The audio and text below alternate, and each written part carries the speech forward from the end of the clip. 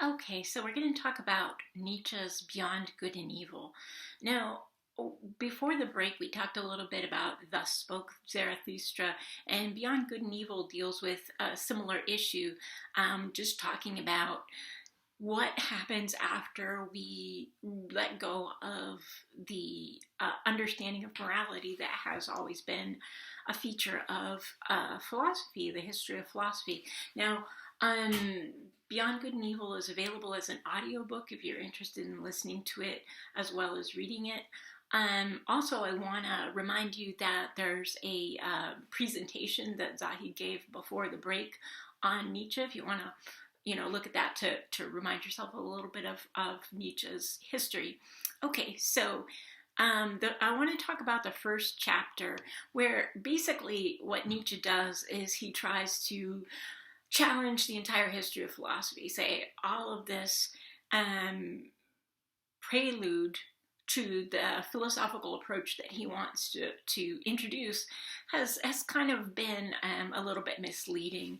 So he goes through and he talks about a lot of the assumptions that are made in philosophy. Now, the primary one is that what philosophy is about is a search for truth, right?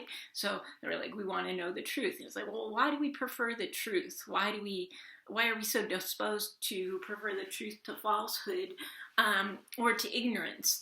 And there's a certain assumption underlying not just this truth versus falsehood, but this general way of thinking about things in terms of dichotomies or antitheses. You've got truth, falsity, good, bad, and one side is favored and the other is not.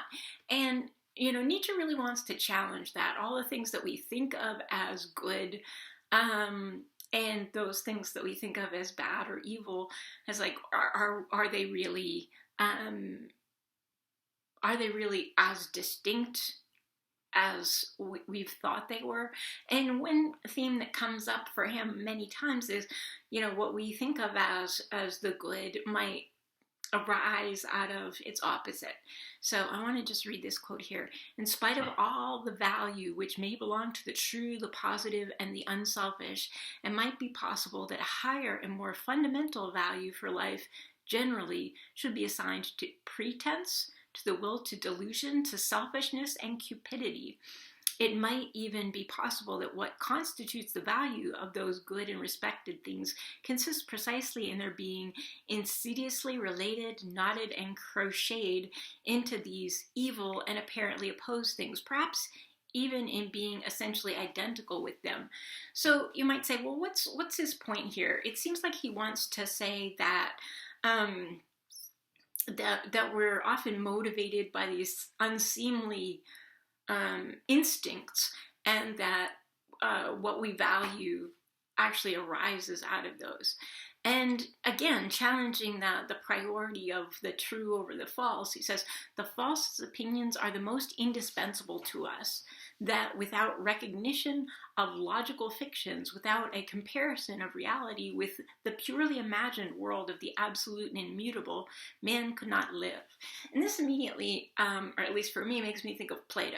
So we have these forms, these ideals that nothing that we actually see in the world quite measures up to, but we have to have this assumption of these pure forms in order to make sense of our reality, right?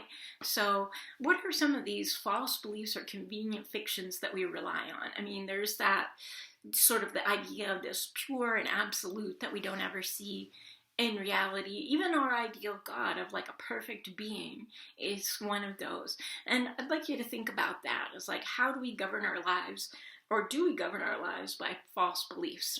Okay. So what Nietzsche wants to claim here is that, in a way, philosophers have ignored what we actually rely on and have put up on a pedestal these supposed truths that really arise out of some of our, what we might consider, baser instincts. Okay.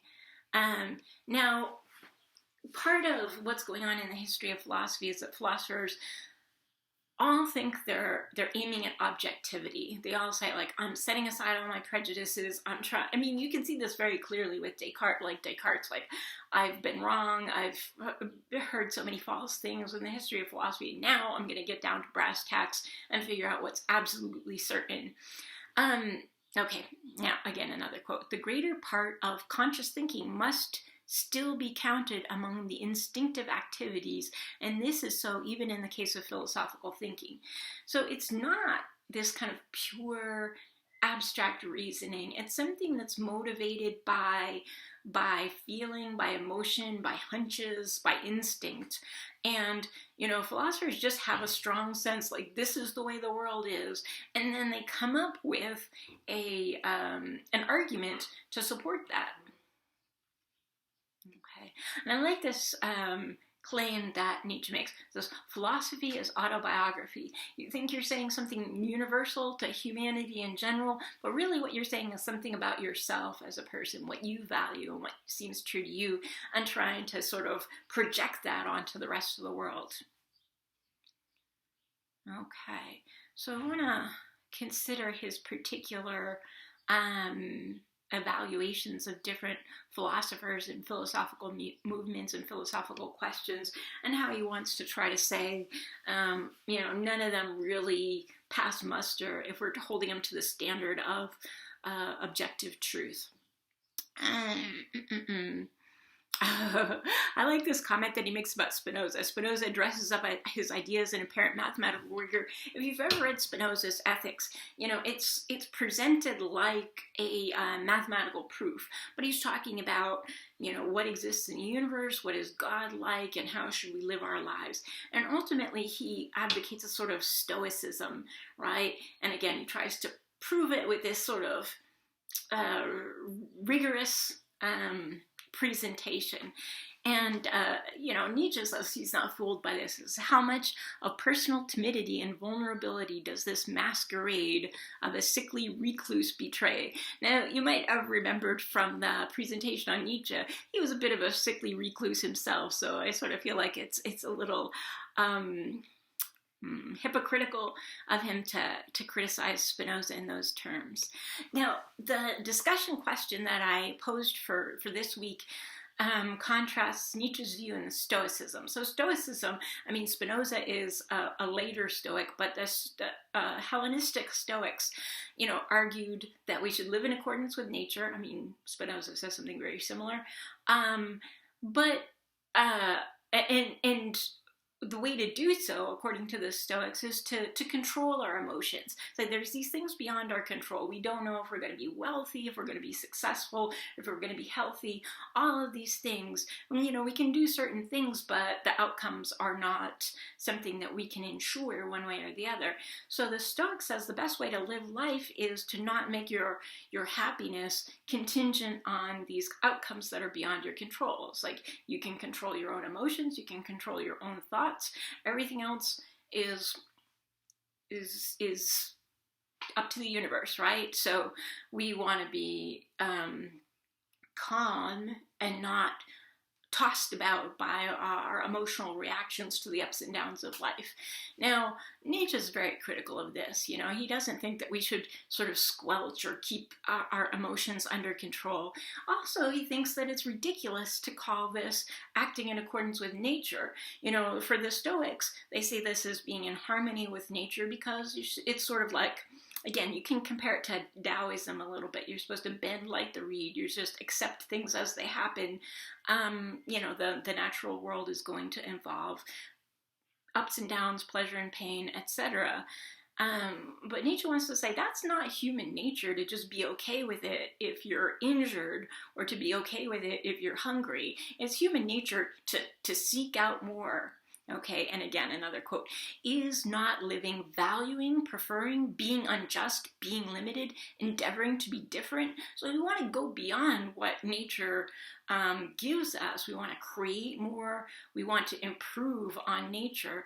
So the Stoics are claiming to be acting or advocating acting in accordance with nature, where they're really defying our human nature. And in so doing, they're actually trying to reinterpret nature in their own image. Okay, so they have this view of what's the right way to live, and then they claim this is what the natural world is like. All right, moving on to Kant and what's wrong with Kant. Now, it's pretty clear, and you'll see this in both of the readings, this in chapter 5 on Nietzsche, but he sort of thinks of Kant as kind of a tool or something like that, so the Kant, his critique of pure reason is considered a huge development in the history of philosophy. And one of the things that's important about it is, he talks about synthetic a priori judgment. So he says, we bring to our experiences certain absolutes of how things must be. So we structure our experiences in space and time, and we structure our experience in terms of causality. So we assume that every event has a cause. And there's no way to know that from just observing the world. I mean, there's no way, we don't see the cause of every event, and we can't tell, there's no sort of automatic linkage between cause and effect that's just evident from our observations. So what Kant wants to say is that's a synthetic a priori judgment. That's something that's sort of like the framework through which we view all of reality. Okay, and one question that he asks is, well, how is it possible? How are synthetic a priori judgments possible at all? And Nietzsche kind of mocks Kant's response. It's sort of like, well, he says, by means of a means, right? And so there's this in Molière, kind of a caricature of the non-explanation. It says, well, how does opium induce sleep? And it's by virtu dormitiva, by a dormitive property. And all it means to say a dormitive property or a dormitive virtue is something that makes you sleep. So it makes you sleep because it has something in it that makes you sleep. So this is totally circular, totally uninformative. And Nietzsche argues that that's basically what Kant's doing. It's like, well, we have this special faculty that enables us to make these synthetic a priori judgments, and that's how we're able to make synthetic a priori judgments. So it's not really some big discovery. It's it's just pretty empty, at least from Nietzsche's perspective. Okay, then like all the other existentialist philosophers, he has to take a crack at Descartes and what's wrong with Descartes. So when Descartes is trying to come up with something indubitable, as we know, he starts at, I think, therefore I am. So what is indubitable? I know that I must exist because I have these thoughts in my head, so that I must exist to be able to have these thoughts. And he says, well, what do I know that I am? If I know I'm a thinking thing, what is that? Is that my brain? Is that, am I a human being? Do I know that about myself? And Descartes wants to say, well, we don't really know any of that yet. I mean, we might assume those things are true, and maybe later we can prove those things are true. But at the outside, all you know is that you're something that's capable of thinking. All right. Now, Nietzsche kind of dissects this and says, is this really so certain after all? Is this something that's immediately certain? First of all, when I say I think, it's like, what are we talking about when we're talking about I? What is this Cartesian ego? Is this a simple thing? And other philosophers like Hume have criticized that as well. It's like, well, we're not aware of some I, some self that's doing the thinking. We're aware of the thoughts, but we're not necessarily aware of what's producing them or containing them or whatever this I is supposed to be. And then too, Nietzsche argues thinking itself is a complex idea. And, so you might say, well, I'm aware that I'm having these sensory experiences, but, how can I say what's going on is thinking in particular as opposed to, say, willing or desiring or imagining or whatever. Now, I would say this is slightly unfair to Descartes because Descartes puts any kind of mental activity, all that goes on in your mind in the category of thinking, right? So he's not saying like thinking is some special, distinct type of mental process. It's just, whatever kind of mental activity you might be experiencing. But I think Nietzsche's point stands that I think, even though it's a 2-word sentence, it seems very simple, but there's really a lot in there. And one of the kind of ongoing criticisms that Nietzsche makes is that we are heavily influenced by language. So language is in a sort of subject-predicate form. And if you look at how a sentence is structured, we might make certain assumptions about metaphysics, about what the world is like, based on the way that sentences are structured. So if there's an activity, right, there's got to be somebody doing that activity. There's got to be a subject that is responsible for that activity. So if there's thinking going on, we assume there must be a subject that's doing that thinking, even if we don't observe it. So in a way, this assumption that because there's thinking going on, there must be an I, a self, or a Cartesian ego that's doing this thinking, Nietzsche wants to argue that that's just kind of an artifact of language. Okay. Now, his discussion about freedom of the will is really interesting to me. Again, like his criticism of Descartes, you say, like, what is it to will something? And a lot of these debates assume that we know what we're talking about when you say you will something to be the case. But Nietzsche tries, again, to kind of dissect it and take it apart and say, like, well, when you're willing, first of all, like, suppose you consider a particular instance of willing, I'm willing to make a sandwich or something like that. Now, there's all sorts of sensations that are involved in this whole process. There's, sensations of not wanting certain things and wanting certain things, and what is producing the desire for certain things. There's also a thought, what Nietzsche refers to as a ruling thought. So there is some one way to put it is like a proposition that you want to make the case when you will something. And then, of course, there's all sorts of emotions involved in it as well. You're sort of commanding yourself to do something. Like, to will is more than just to wish. You could be like, I wish I had a sandwich, but that you're not really necessarily exerting your will there. So what's the difference? What does willing bring into play? If we acknowledge also that willing doesn't always produce its intended result. So there's got to be some sort of effort or impetus involved. So you're not just like thinking that would be nice. You're somehow kind of like marshaling your internal troops to make it happen.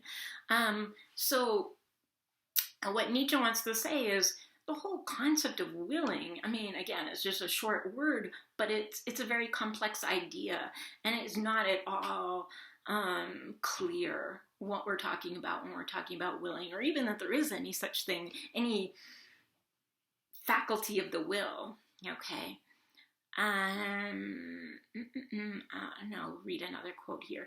The desire for freedom of will in the superlative metaphysical sense still holds sway, unfortunately, in the minds of the half-educated. The desire to bear the entire and ultimate responsibility for one's actions and to absolve God, the world, ancestors, chance, and society therefrom involves nothing less than precisely this causa sui, cause of itself, and with more than Munchausen daring to pull oneself up into existence by the hair out of the slough of nothingness. So we want to have absolute freedom of the will. We want to be able to make things happen. We want to be basically unmoved movers, cause ourselves to do things without being caused to do so by any prior thing. And, Nietzsche wants to argue that this is really a kind of hubris, that we want to be 100% responsible for our own choices and claim that nothing else made us make the choices that we do. Nothing in nature or nothing in the supernatural world. And it's like this is a kind of an absurd fiction. You can't really to even have a desire to bring about a certain result or to perform a certain action you have to be something to start with to have that desire to will something in the first place. Okay. Well, let's just kind of set that aside. I was like, is that contradicting what he said before about thinking?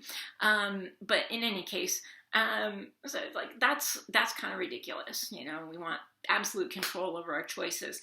But on the other hand, he rejects as well the kind of deterministic view that everything that we do is caused by our genes, our upbringing, our parents, our society, our place in history, etc.